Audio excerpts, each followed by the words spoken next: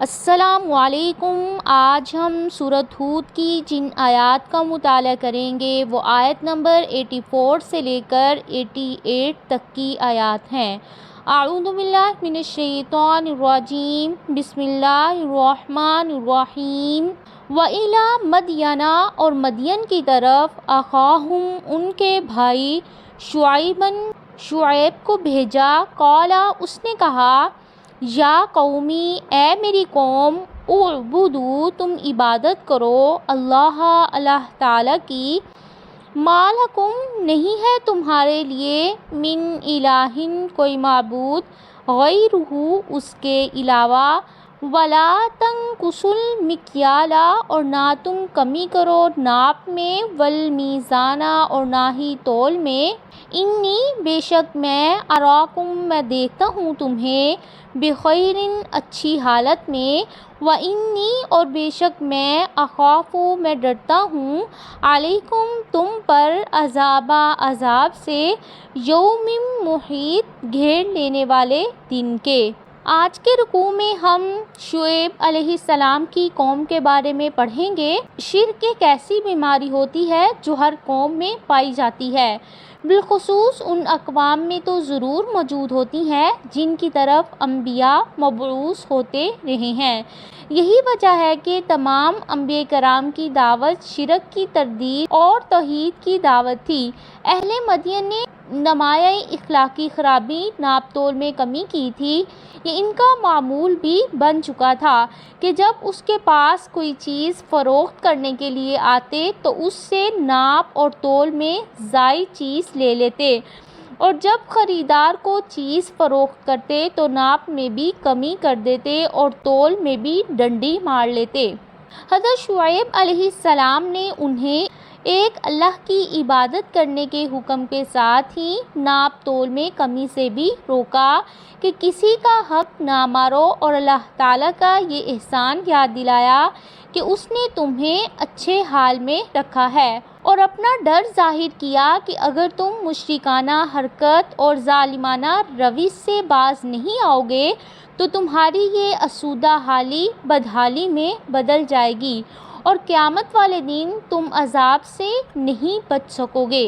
وَيَا قَوْمِ، اور اے میری قوم، اوفو، پورا کرو، المکیال، ناپ کو، والمیزان، اور تول کو، بالقسط، انصاف کے ساتھ، ولا تبخسوا، اور نہ تم کم دو، الناس، لوگوں کو، اشیاءہم، ان کی چیزیں، ولا تعثوا، اور نہ تم فساد کرو، فی الارض، زمین میں، مفسدین، مفسد بن کر۔ انبیاء علیہ السلام کی دعوت دو بنیادوں پر ہوتی ہے، پہلی حقوق اللہ کی ادائیگی، دوسری حقوق العباد کی ادائیگی۔ ایک اللہ کی عبادت اور بندوں سے معاملات کا درس دینے کے بعد اب تاکید کے طور پر انہیں انصاف کے ساتھ پورا ناپ اور تول کا حکم دیا جا رہا ہے، کیونکہ اللہ تعالیٰ کے ہاں یہ بھی بہت بڑا جرم ہے۔ اللہ تعالیٰ نے پوری ایک سورت اس ضمن میں نازل فرمائی ہے۔ سورۃ المطففین میں فرمایا، مطففین یعنی ناپ تول میں کمی کرنے والوں کے لیے ہلاکت ہے۔ یہ وہ لوگ ہیں جب لوگوں سے ناپ کر لیتے ہیں تو پورا لیتے ہیں، اور جب دوسروں کو ناپ کر یا تول کر دیتے ہیں تو کم کر دیتے ہیں۔ یہ لوگ صرف ناپ تول میں ہی کمی نہیں کرتے ہیں بلکہ ہر وہ بددیانتی کرنا چاہتے ہیں جس کی وجہ سے دوسروں کا حق مارا جائے۔ بقیت اللہ، جو بچ جائے اللہ تعالیٰ کا، خیر، بہتر ہے، لکم، تمہارے لیے، ان، اگر کنتم، ہو تم، مؤمنین، ایمان لانے والے، وما، اور نہیں، انا، میں، علیکم، تم پر، بحفیظ، کوئی نگہبان۔ اس آیت میں بتا رہے ہیں کہ اچھے بھلے کھاتے پیتے لوگ ہو، لہٰذا تمہیں بددیانتی کرنے کی کچھ ضرورت نہیں ہے۔ جتنا منافع حلال ذرائع سے حاصل ہوتا ہے اسے کافی سمجھو، اسی میں اللہ تعالیٰ برکت فرمائیں گے، اور یہ سب کام اللہ تعالیٰ سے ڈرتے ہوئے کرو۔ میں تمہارا محتسب نہیں ہوں کہ یہ دیکھتا رہوں کہ کون کم تولتا ہے اور کون پورا ماپتا ہے اور کون سودے بازی میں بددیانتی کر رہا ہے۔ برائیوں سے روکنا یا اس پر سزا دینا میرے اختیار میں نہیں ہے، ان دونوں باتوں کا اختیار صرف اللہ تعالیٰ کے پاس ہے۔